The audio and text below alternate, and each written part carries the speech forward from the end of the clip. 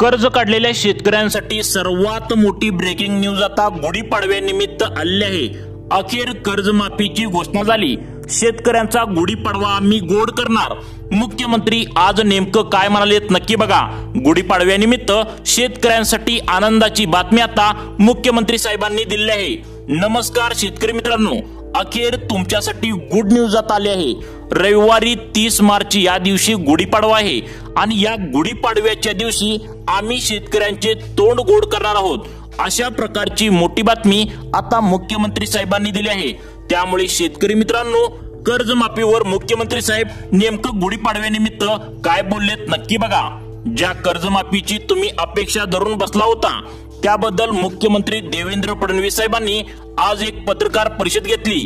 त्यामध्ये त्यांनी गुढीपाडव्यानिमित्त कर्ज घेतलेल्या शेतकऱ्यांना मोठा दिलासा मिळणार असल्याची माहिती दिली आहे। 2019 पासून 2025 पर्यंत कर्ज काढलेल्या शेतकऱ्यांसाठी आता गोड बातमी मुख्यमंत्री देवेंद्र फडणवीस साहेबांनी दिली आहे।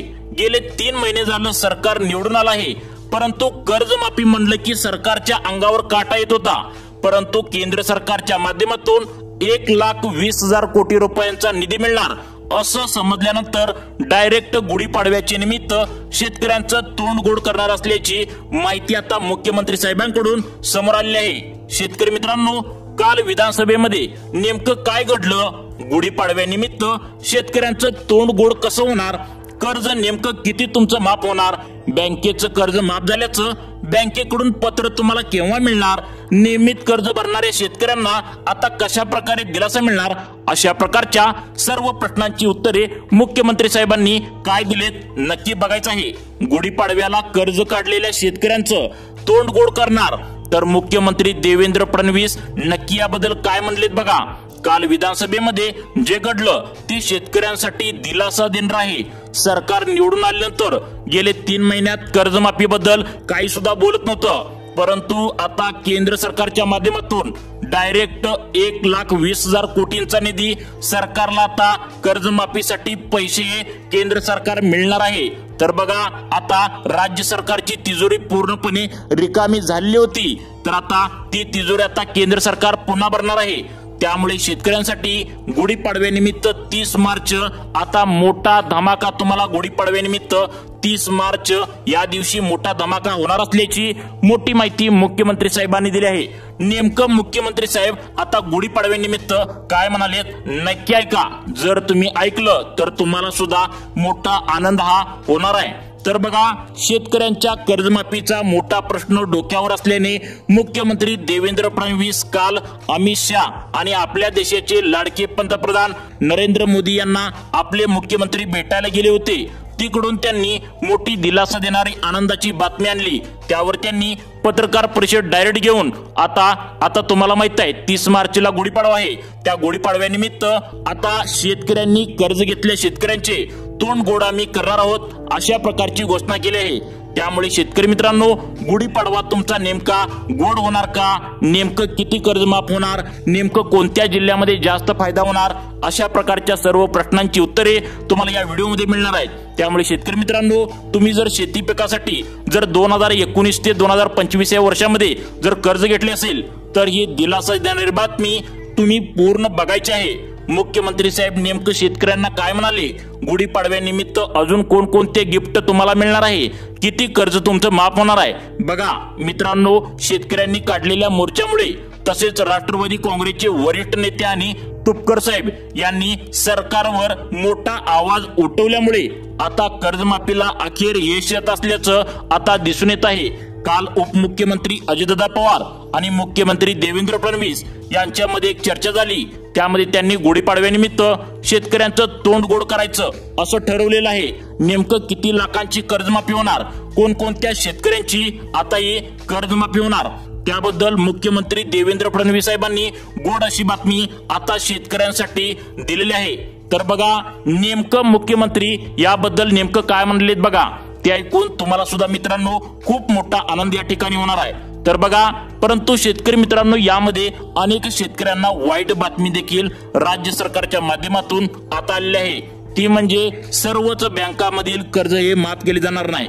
फक्त आणि फक्त याच बँकेतील कर्ज माफ केले जाणार। बघा, राज्य सरकारच्या माध्यमातून आजच बँकांची लिस्ट सुद्धा आली आहे, याच बँकेतील कर्ज माफ होणार आहे।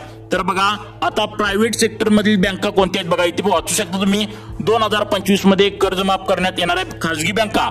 खासगी बँकेमध्ये जर तुम्ही कर्ज घेतला असेल तर बघू शकता, ऍक्सिस बँक मधील कर्ज आता गुढीपाडव्यानिमित्त माफ होणार आहे। त्यानंतर बघा, Bandhan Bank Limited, City Union Bank. शेतकरी मित्रांनो, सर्वांनी व्हिडिओ पूर्ण बघा, बँका कोणत्या लिस्ट मध्ये आहेत बघा। आता बघा, CSB bank, DCB bank, Dhanlaxmi bank, federal bank limited, HDFC bank, ICICI bank, IDBI bank या बँकेतील कर्ज आता माफ होणार आहे।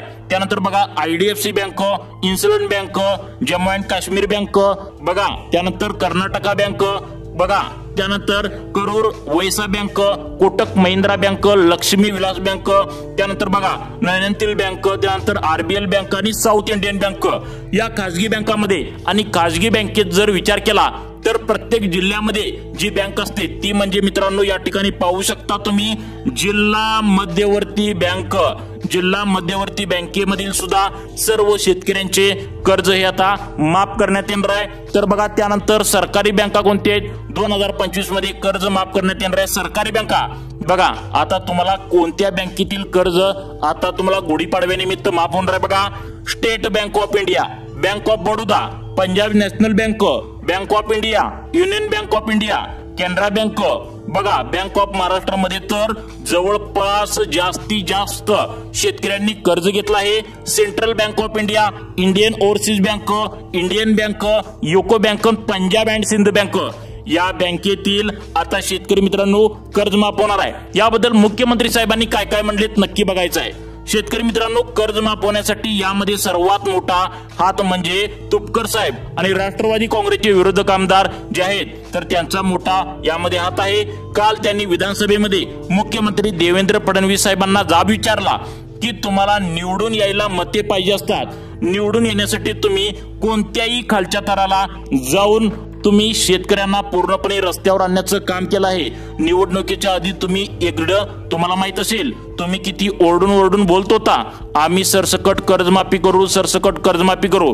आता का तुम्ही गबसला? तुम्ही निवडून येण्याच्या आधीच तुमचं फक्त तोंड उघडतं का? निवडून आल्यानंतर तुमचं तोंड का उघडत नाही? अशा प्रकारचे खडे बोल आता विरोधकांनी मुख्यमंत्र्यांना सुनावले। त्यामुळे काल विधानसभेमध्ये सरकारला कळायचं बंद झालं होतं। त्यावेळी अजितदादा पवार आणि मुख्यमंत्री देवेंद्र फडणवीस यांच्यामध्ये काहीतरी कुजबूज झालं। त्यानिमित्त ते बोलत होते की गुढीपाडव्यानिमित्त शेतकऱ्यांचे तोंड गोड करूया। तर मग असं सर्व झाल्यानंतर विधानसभेतून बाहेर आल्यानंतर मुख्यमंत्र्यांनी एक पत्रकार परिषद घेतली। काय पत्रकार परिषदेमध्ये म्हणालेत नक्की बघायचं आहे। तर बघा, आता त्या पत्रकार परिषदेमध्ये काय झालं बघा, मुख्यमंत्र्यांनी शेतकऱ्यांसाठी 2025 मधील सगळ्यात मोठी दिलासा देणारी बातमी या पत्रकार परिषदेमध्ये घेतली आहे आणि सर्व शेतकऱ्यांचे तोंड गोड करणारी बातमी त्यांनी दिली आहे। 30 मार्च बघा, 30 मार्चला रविवार आहे, गुढीपाडवा आहे। त्या दिवशी त्या गुढीपाडव्याला आता ज्या शेतकऱ्यांना बघा ज्या बँका आता सांगितलेत तर त्या बँकामधील शेतकऱ्यांचं कर्ज माफ होण्याची शक्यता मुख्यमंत्र्यांनी सांगितल्या। परंतु यामध्ये देखील शेतकरी मित्रांनो वाईट बातमी देखील अशी आहे की अजून वाईट बातमी म्हणजे बघा कोणकोणत्या शेतकऱ्यांना वाईट बातमी आहे यामध्ये। नियमित कर्ज भरणाऱ्या शेतकऱ्यांसाठी नेमकं मुख्यमंत्री काय म्हणालेत आणि 2019 ते 2025 या 5 ते 6 वर्षामध्ये कर्ज काढलेल्या शेतकऱ्यांसाठी नेमकं मुख्यमंत्री साहेब काय म्हणालेत बघा।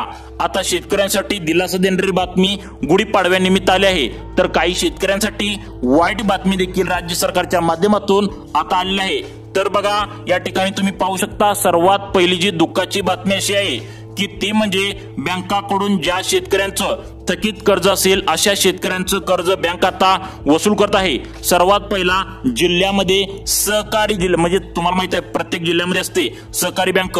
थकीत कर्ज या बँकेमध्ये मोठ्या प्रमाणात आता कर्ज वसुली सुरू केली आहे, कारण जिल्ह्यामध्ये सहकारी बँकांच्या थकीत कर्जाचा आकडा हा बघा किती आकडा जवळपास 2200 कोटी रुपयांच्या घरात आता गेला असून आता आर्थिक अडचणींचा सामना बँक करत आहे। बँकेची आर्थिक स्थिती नाजूक असल्यामुळे बँकांचा परवाना रद्द होण्याच्या मार्गावर आहे असं रिझर्व्ह बँक ऑफ इंडियाने सांगितलं आहे। त्यामुळे परवाना वाचवण्यासाठी प्रत्येक जिल्ह्यामध्ये सरकारी बँकेला जवळपास 600 कोटी रुपयांची वसुली आता इथून पुढे आता करावी लागणार आहे।